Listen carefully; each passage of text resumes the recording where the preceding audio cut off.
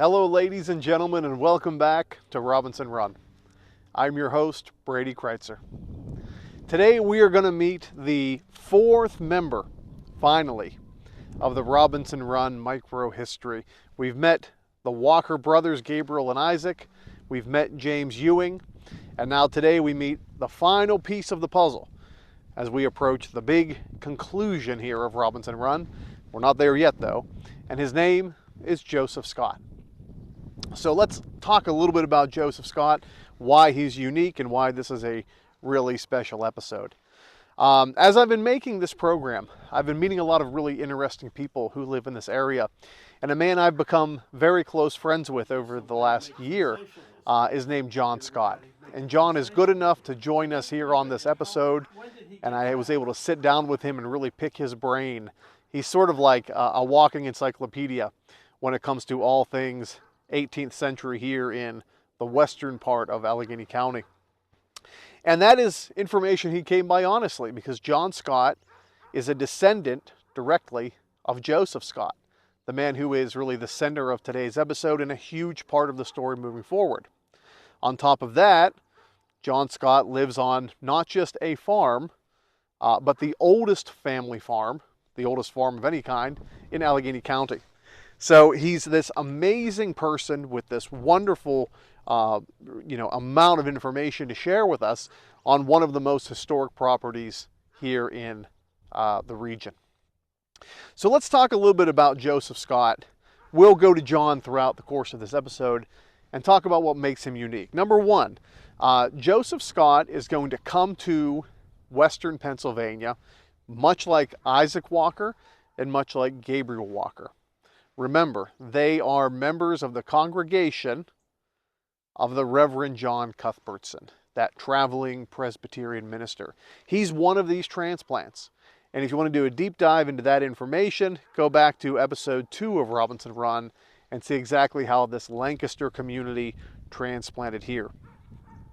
When Joseph Scott comes, he's going to bring with him something that we haven't at least been able to verify with anyone else on the show yet. And that is tried and true participation in the Great 7 Years' War, known colloquially here in Pennsylvania as the French and Indian War in the 1750s. Joseph Scott will come to us as a member of the 1st Pennsylvania Regiment of Foot. And he served in the year 1756 at a very important frontier fortification called Fort Augusta. So unlike the Walker brothers that we can verify, and unlike James Ewing, we're going to see Joseph Scott move to western Pennsylvania with tried and true battle-hardened military service. Joseph Scott was a frontier ranger in the east, and he served at a place called Fort Augusta on the Susquehanna River, today Sunbury, Pennsylvania. And he served with a who's who of important Pennsylvania characters. His commanding officer was Major Robert Byrd. He will be a central figure in the development of British North America. The man he served directly under was Joseph Shippen. If you're familiar with Edward Shippen or Shippensburg, this is a huge name in Pennsylvania. It's actually really remarkable that he worked alongside of and served alongside of some of these real titans of the 1750s. Joseph Shippen, after the 7 Years' War, would be promoted. He'd eventually become the provincial secretary for all of Pennsylvania. And Joseph Scott served alongside him at Fort Augusta. So really exciting, really amazing stuff. We found that information, by the way, when I sat down with his direct descendant, John Scott, as you'll see. And John had a big Tupperware tub filled with important, relevant family heirlooms that were otherwise sort of cast aside or forgotten about by previous generations. Buried in that, and you're going to see them on the screen as I talk, are these incredible military history resources. Joseph Scott, with that service under his belt, will come to Pennsylvania just like Gabriel Walker, just like Isaac Walker, and just like James Ewing in the 1770s. But unlike them, and this is a curveball, he's not going to live on Robinson Run. Instead, he's going to live closer to Moon Township on Montour's Run. And he's going to take a very different path than the people we've seen so far. John will elaborate a little more about this. But I'm going to go ahead and play some of the interview with John. I will interject from time to time, showing you relevant source material. And it's a really incredible moment for a historian, because what John is going to tell you is family tradition, family oral history. And what I'm going to interject with throughout the interview is cold, hard documentation that these things were not only, again, passed down generationally to him, but are absolutely true. So you're going to hear about Joseph Scott. You're going to hear about his settlement in Moon Township, Pennsylvania, on a piece of land along the Montour Run called Lambkin. This is a few miles away from Robinson Run, but very much part of the same community. You're going to hear incredible stories of survival by Joseph Scott, and this would be a good introductory episode to him, because man, as we move forward over the next 4 or 5 episodes, we are going to see him a lot. His part of the story is not so much part of the revolutionary story, although he does serve in the militia, just like the Walkers and just like James Ewing. But his story is really going to emerge in the 1790s, and that's where this whole series has been leading. So I'm very pleased and I'm very proud and I'm very honored to introduce to you my friend, John Scott, sharing the history of his family and of the region we live in. I mean this sincerely. He's a wonderful man. I'm grateful to know him. Please enjoy. I'm John Scott. I've been on this farm where we are right now all my life. It's been in my family, the McCandless and Scott family, since the late 1700s. It was settled by my third great-grandfather, Alexander McCandless, in the late 1700s. John, how does this farm relate in terms of age? How old is it here in Allegheny County? How old is the farm? Yeah. The farm, the purchase date says 1789, but it was bought at a sheriff's sale by my fourth great-grandfather, and we don't know when they moved here, though. We don't have a record of that. We know they were here around 1800. We know that for a fact, but we don't know when they moved. So you are a direct descendant of Joseph Scott, who we're focusing on this episode. Yes. Tell us a little bit about what you know about him, just from growing up, stories you've heard. What can you tell us about Joseph Scott's life? How does he first come here? Joseph Scott came here, we were told, in the late 1760s. He was obviously buried on the farm. We called it Scott Station. And as kids, we remember playing around the gravestones. And little did I know at that time that I would be the one that would have to help relocate those graves in 1999 when the property was sold. So there's a sign on the property that says that Joseph Scott was one of the biggest landowners in the region, for sure. What could you tell us about where that Scott Station is today, if we wanted to see it? About what area was that? It's where the FedEx, is that FedEx? Mm-hmm. Where FedEx buildings are, and the hotel, is it the Hilton? Yeah, something. We might have to start that again. They keep changing their names all the time. Right. There's a hotel there now that sits on the approximate spot where the houses were, and there's a little park or enclosed area where we believe the graves were. And like I said, we had to relocate the graves to Union Church in 1999, and I was part of the group that had to exhume the graves. Could you tell that story? How did they first talk to you about moving the graves? Could you talk about how you moved them? Where you moved them? Give the whole story. We had certified undertakers that had to do the actual digging. I took my skid loader and excavated down to the grave site, and then they would dig with shovels where we knew the graves were. Really, it was hard to tell you were in a grave at that point, because obviously in 200 years they had pretty well deteriorated. And then they would dump the the remains into the bucket of my skid loader, and I had to dump that into a vault. So that was quite an experience. You don't know what it's like to have your third great grandfather in the bucket of your skid loader.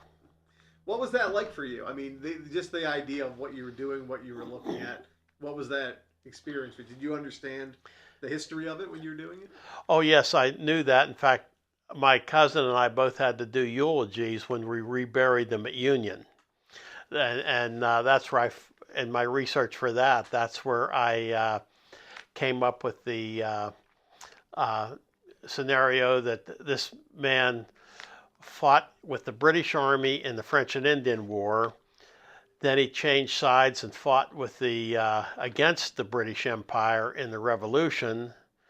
And then he turned again on his country he fought for in the Whiskey Rebellion. So was he a turncoat or was he a patriot? I guess that depends on where you're sitting at the time. That's right. So let's talk about, what do we know about his life here when he comes to the West? He's not a nobody. He's a prominent person. What kind of business dealings he was in, what his reputation was like? We know that he was a justice of the peace and he was prominent in the community. We know that he had at least one indentured servant. He established his home on the Montour Creek area where there was obviously enough water that he established a fulling mill, which would be processing the wool at that time. They all had wheat and wool were very prominent crops in that era, and also rye. Obviously, we know what that was used for. Right. And so he was very prominent there in the establishment of civilization in this area. Could you tell the story you relayed to me earlier about when the settlement was attacked by Indians, how he escaped, what he saw? Could you tell us that story? Again, this is all through family oral history, but he was apparently plowing the fields, which would be right about where that hotel sits right now. He was plowing and he could see the Indians behind the trees, and they say in war paint. Whether they were in war paint or not, we don't know, but he knew that it was a hostile situation, so he pretended like he didn't see them.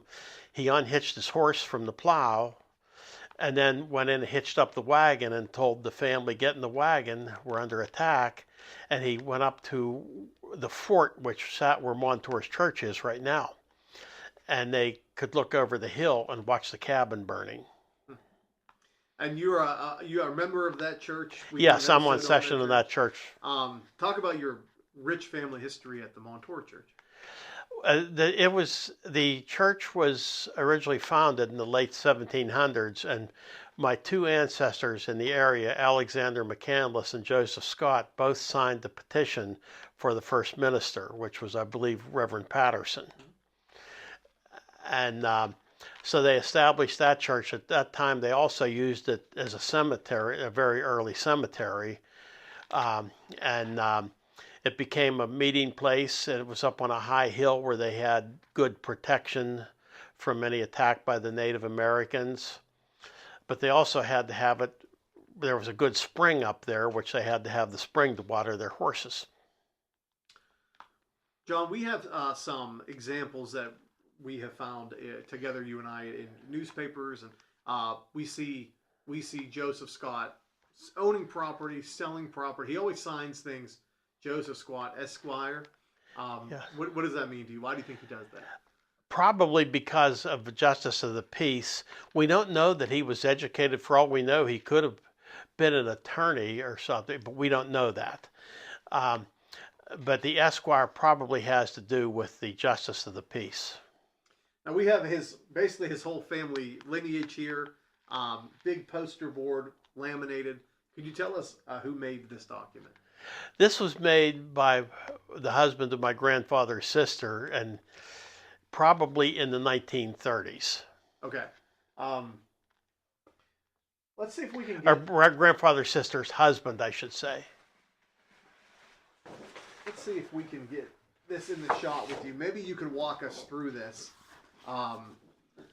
It's a really amazing thing. I'm going to just take a look at the shot.